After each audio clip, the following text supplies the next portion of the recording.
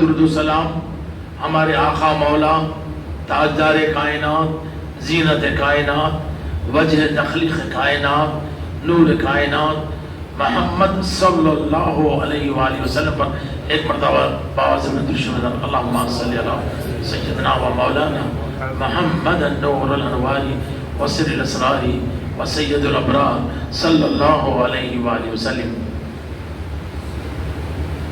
کروڑا شکر کہ اللہ نے ہم کو اپنے اس حبیب کا امتی بنایا جو شفیع المذنبین بھی ہے، انیس الغریبین بھی ہے، رحمت للعالمین بھی،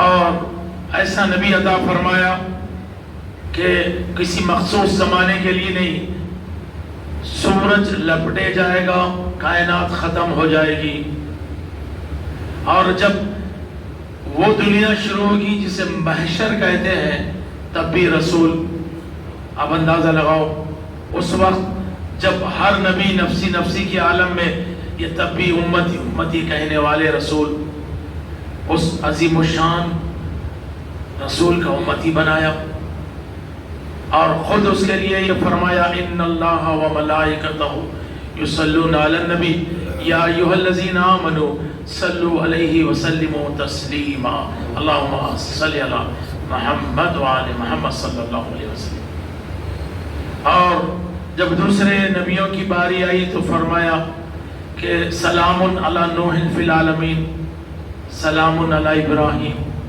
سلام علی موسیٰ و ہارون، سلام علی الیاسین۔ جب اپنے حبیب کی باری آئی تو فرمایا نہیں، خالی سلام نہیں، میں اپنے ملائکہ و فرشتوں کے ساتھ اس نبی برحق پر درود بھیجتا ہوں، بس اے ایمان والو تم بھی ان پر کثرت سے خوب درود و سلام بھیجو۔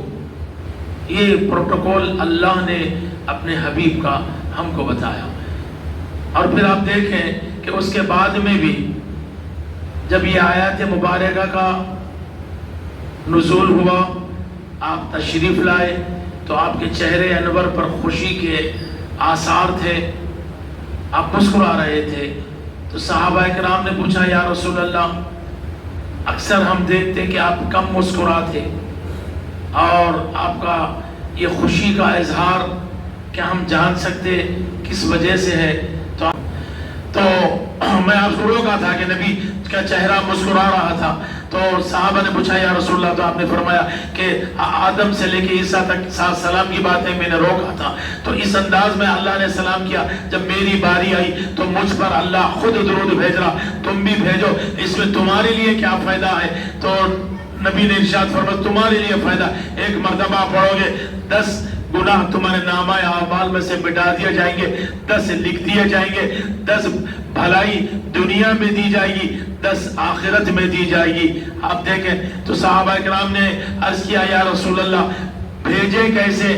آپ کو سلام جو کرتے الصلاۃ والسلام علیکہ یا رسول اللہ، جب نبی تشریف لاتے ہمارے تو آپ دیکھیں نبی کو یہ قطعی پسند نہیں کہ صحابہ تشریف فرما ہیں، نبی تشریف لائے، یہ اٹھ کے کھڑے ہو گئے۔ نبی نے کئی مرتبہ فرمایا میں کوئی بادشاہ نہیں ہوں، میرے لیے اس قدر تعظیم مت کیوں، مجھے اس بات کا قطعی یعنی شوق نہیں، اور میں نہیں پسند کرتا کہ بادشاہوں جیسی شاہوں جیسی تم میری تعظیم کرو۔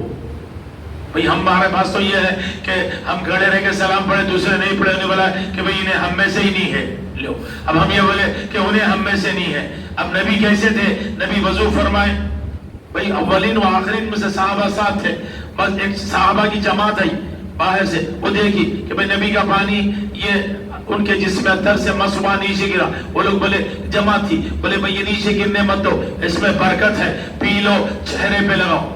عمل کیا، نبی دیکھے، نبی نے یہ نہیں فرمایا یہ کیا کر رہے، میں تم کو علم دین دینے آیا تھا، ایک اللہ کی طرف بلانے آیا تھا، یہ کیا کر رہے نہیں بتایا، نبی خاموش ہو گئے۔ پھر اور نبی نے آپ دیکھیں 23 سال وضو کیا، وہ پہلے سال سے لے کے آخری سال تک نبی کے ساتھ صحابہ تھے، انہوں نے نہیں کیا عمل، تو نبی نے یہ نہیں فرمایا کہ بھئی تم یہ عمل نہیں کر رہی، تم بڑے بدبخت ہیں، دیکھو وہ کتنے اچھے تھے، ان کے دل میں کتنی میری محبت تھی، انہوں نے عمل کیا، نہیں بتایا۔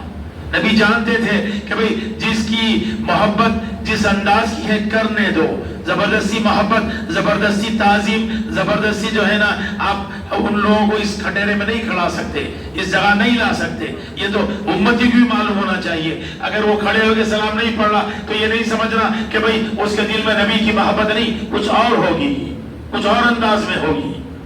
بھئی ہوگی کچھ اور انداز میں. کیا آپ کے پاس پیمانہ ہے، آپ کے تھرمامیٹر ہے کہ بھئی یہ ڈال دیے معلوم ہوگا بخار ہے، معلوم ہوگا کہ بھئی نہیں اہل سنت الجماعت ہے تو یہ نبی کا یعنی مخلص ہے؟ نہیں، پتہ نہیں.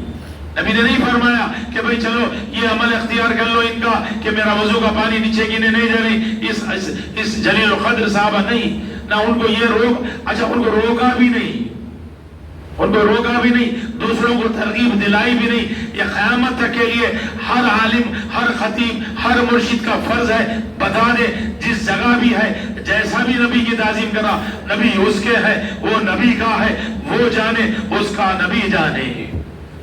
اور ہمارے پاس جو فتوے ہے آپ اندازہ لگاؤ، ان کے پاس بھی فتوے ہیں، ہمارے پاس بھی فتوے ہیں، ہمارے پاس الگ فتوے ہیں، ان کے پاس فتوے ہیں.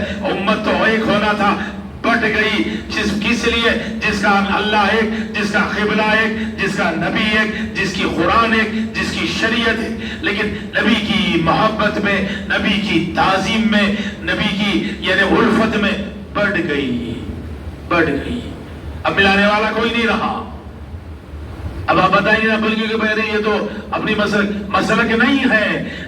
80 سال تک کوئی مسلک نہیں تھا، جب تک کہ آپ دیکھیں کہ نبی مکرم صلی اللہ علیہ وسلم کی وصال کے بعد 100 سال تک بھی کوئی مسلک نہیں تھا. اور صحابہ کا کیا مسلک تھا؟ کہ حنفی تھے، شافعی تھے، حنبلی تھے، شیعہ تھے، سنی تھے، محمدی تھے. نبی کی نام آیا جان دے دیے، نبی کا نام آیا اولاد قربان کر دیے، نبی کا نام آیا گھر بار لٹا دیے. قرآن کی بات آئی، قرآن کے لیے کوئی بات آئی تو اپنا سب کچھ لٹا دیے. وہ تھے مسلکوں کے لیے جینے والے نہیں تھے، حالانکہ ان کے پاس تو قبیلے تھے. قبیلے آپ اندازہ لگاؤ کیسے قبیلوں کی بات ہے.